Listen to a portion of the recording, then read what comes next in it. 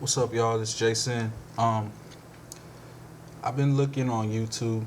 I'm an Ableton user. I've been an Ableton user for several years, and I'm a hip hop nigga. I'm a boom bap underground hip hop nigga. Period. And but in I've been looking at videos to try to get some type of tips, tricks, and stuff like that. And I've been kind of seeing a gap. I see a lot of electronic production. There's some hip hop. Not to diss anybody's video, but I figured I'd put some videos up, not only for that purpose, but for the naysayers, the people that use hardware and think that using the computer is like either limiting or you can't do the same things with these other legendary pieces of equipment that have achieved mythical status. But the reason I chose Ableton was because when I tested it out, it had the capabilities of doing everything that these pieces of gear became famous for if you were willing to take the time to learn. So I'm going to start doing some videos to show you how I do certain things.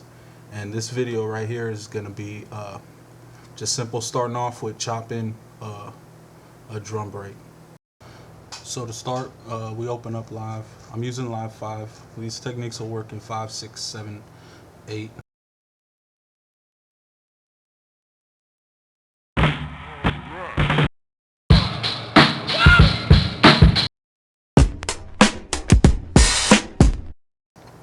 I'm going to use Impeach the President. It's one of my favorites. You just drag it, drop it over into the audio track.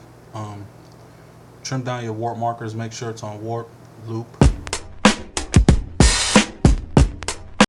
So that's the break. Now what we need to do is open up Impulse or Drum Rack, whichever one you're using in a MIDI track. I'm going to open up 3 because I like having each element, kick, snare, and hat on a different track so I can have control over the EQ, especially over compression, because if I want to put a compressor on something, I need to do that on an individual track.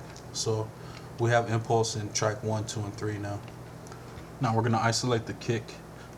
You're going to drag your loop region so that it covers only the kick. Then you simply drag that into a slot on Impulse, arm the track, and you can play it. Notice it's taken back to the original pitch, no artifacts.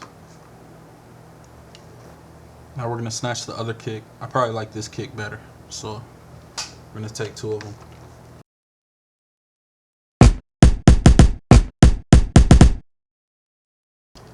Okay, now we're going to get the snare. And good thing about Live is once you warp the clip, you can move around it easily, quickly.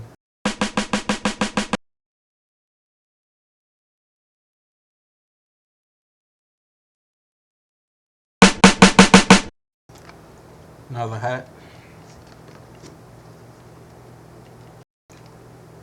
Now we're going to snatch the hat. We're going to have to mess with the decay because there's a little bit of noise at the end, but noise adds character sometimes. So don't worry about being too anal about it if you're doing hip hop. So we're gonna adjust the levels now. I don't like anything over 0 dB unless I'm doing it on purpose. So even though it's digital workstation, I still keep everything below 0 dB. You might need to track things out somewhere individually and you don't want distortion.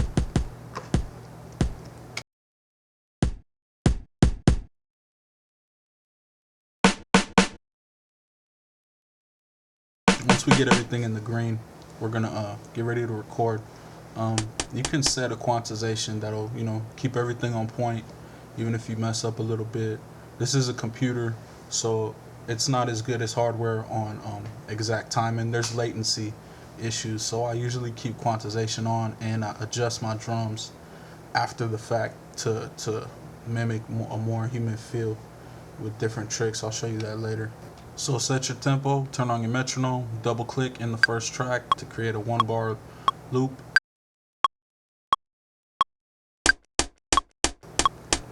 So it'll lock things where they're supposed to be, sometimes not where they're supposed to be. But that's simple. All you do is stop, select the note, and drag it where it needs to be. So we're going to turn off the metronome, record the snare. Make sure to arm the snare track. Make sure to stop the sequence before you start recording so things line up properly.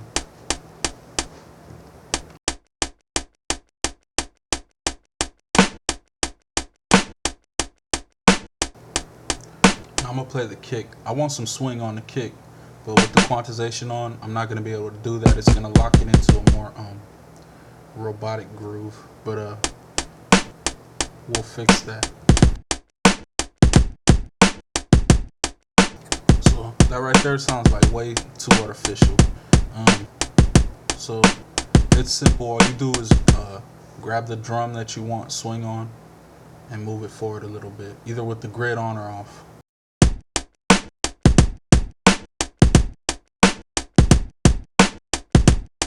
But I prefer to do it another way. I switch the global groove amount up here, and make sure your set is on swing 16 or 8, whatever groove you want to put it on, and then you just drag up that groove to about maybe 55, 40, whatever's your taste. So cats say, wow, this MPC got this great swing. Just do a little bit of study, find out what it is that makes a certain machine dope, and learn how to mimic it with whatever equipment that you're able to get access to. At this point, I usually send all my drums to a return track so I could drop an effect on them that will affect all the drums. I don't have to waste too much processor speed. So I sent them all to return A. Now here's one of my secrets.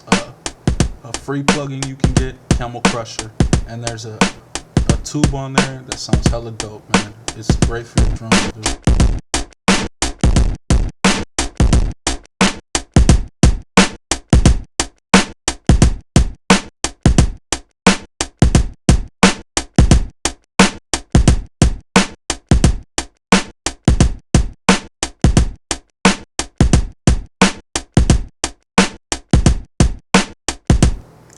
Now, trick number 2. You want your kick to have a little bit more bass and take out some muddiness. Turn on a high pass filter, lower the frequency to the bottom, 30, 40, 50, and increase the resonance to taste.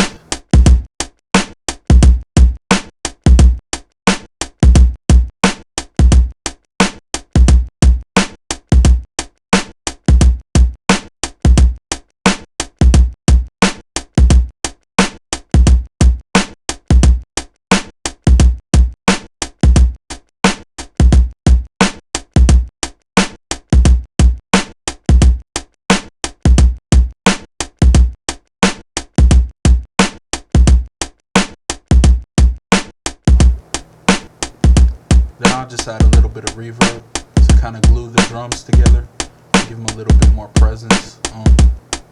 And then you might want to pan things a little bit. You don't want everything in the center. You want to pan your hats right or left, pan your snare right or left, even pan your kick. Some people say keep kicks in the middle, but go listen to The Chronic, Dr. Dre, and see what he does with panning. Okay, also compression.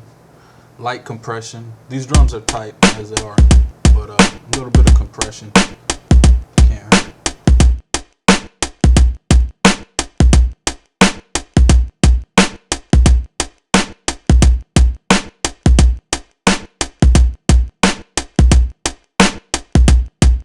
So compression's messing up the snare.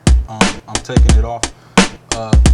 There's another free plugin called the W1 limiter, which is on the same algorithm as the I forget what it is, M1 or some really acclaimed limiter. And go pick it up. It's by George Yoham. I don't know how to pronounce the shit, but especially it can make your snare stretch out a little longer and have a little more grit to it.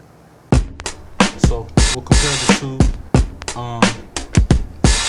Stay tuned. Please rate and comment the video if you like, and tune back in. I'm gonna try to do some more stuff to show the ways that I use Ableton. This video is pretty simple, straightforward, but I just wanted to come from a little bit different perspective. Thanks for watching, and hopefully I'll see you guys soon. Say Jason signing off. Peace.